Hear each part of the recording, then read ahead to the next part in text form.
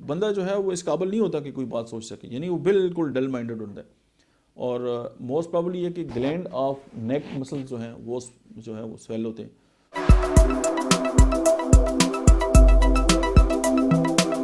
बिस्मिल्लाहिर्रहमानिर्रहीम, अस्सलाम वालेकुम। मेरा नाम डॉक्टर अहमद एजाज है और मैं स्मिल होम्यो क्लिनिक से एबटाबाद से आपसे मुखातब हूँ।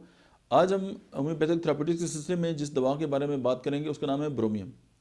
ब्रोमियम जो है, इसमें एक ख़ास बात पाई जाती है कि जितने भी हमारे लिम्फ नोड हैं वो इनलार्ज हो जाते हैं और उनके अंदर सख्ती पाई जाती है, तो वहाँ पे जो है वो ब्रोमियम हमारे जहन में आनी चाहिए।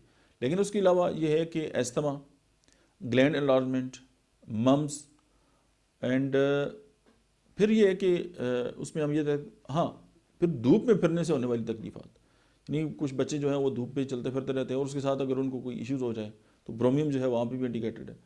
अच्छा, अगर सोर थ्रोट हो जाए और गला बिल्कुल बंद हो जाए और वुपिंग कफ जो है वो पीछे ना छोड़ दी हो, यानी खांसी भी हो और साथ जो है दम घुट रहा हो और उसके साथ अगर उल्टी भी हो, तो ब्रोमियम जो है वहाँ भी इंडिकेटेड है।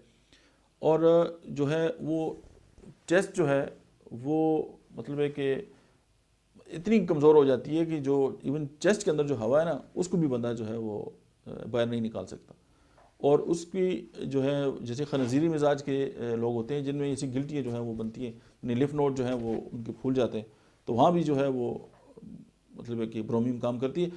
हार्ड होगी और पस नाम का कोई इशू नहीं होगा और उसकी जो नथने ऐसे लगेगा जैसे पंखा चल रहा है, यानी वो गहरे गहरे सांस ले रहा होगा।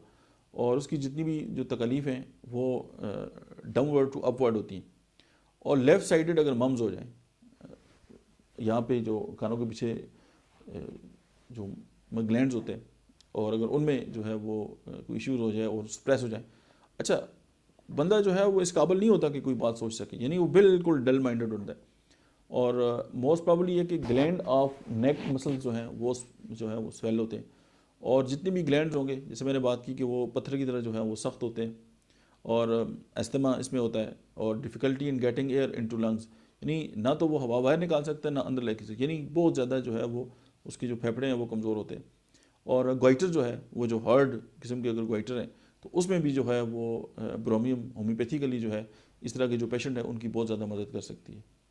Thank you very much.